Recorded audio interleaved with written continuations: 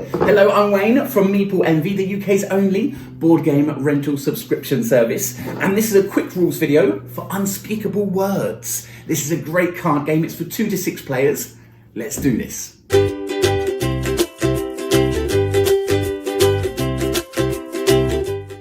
And this is Unspeakable Words. This is pretty much the setup. Every player gets 5. Each player gets 5 of these little Cthulhu figures, which are absolutely fantastic. Okay, you've got 20-sided dice that you need everyone to get to, a draw deck. There will also be a discard pile as well as you play the game. And every person gets a hand of 7 cards. Now, you normally keep this private to yourself, but I've shown you here so you can kind of see the kind of cards that you are dealt with during a game. Okay, and the idea of the game is just to make a word. Let's have a look at some of these cards though. The artwork on them is absolutely fantastic. And I love the scoring for the words here. So you see S has a little 0 underneath it. It's worth no points for an S because the scoring in this game is done based on the angles of a letter. So a T obviously has 2 angles. You've got the angle there and you've got this right angle in there. So it's worth 2 points. And E, on the other hand, is a great card.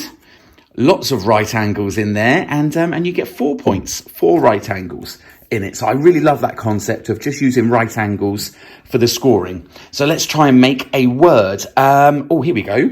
This is apt. Sane.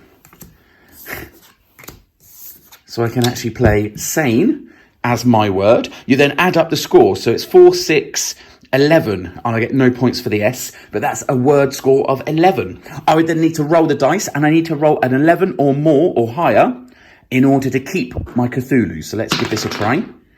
I got an 18. Can you see that? I got an 18 on this case, so I'm absolutely fine. If I got less than 11 on my sanity roll, then I would need to discard one of these Cthulhus into the middle of the table.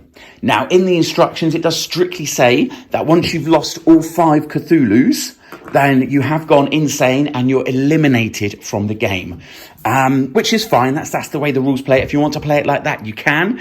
In our house and the way we play it, I don't really like elimination games. So instead what we do is if you lose all 5 Cthulhus, you can still play, you can still score points, but now you've got to make up words that don't exist and give them a funny meaning as well. So that's so much funnier. You could create the word bot and come up with a meaning for it. And don't say it's short for robot, but come up with something else for it. And you can play that and you can still get the 7 points needed. The winner is the first person to get up to 100 points. So you will need a pen and paper just to keep score of how everyone's scoring it during the game.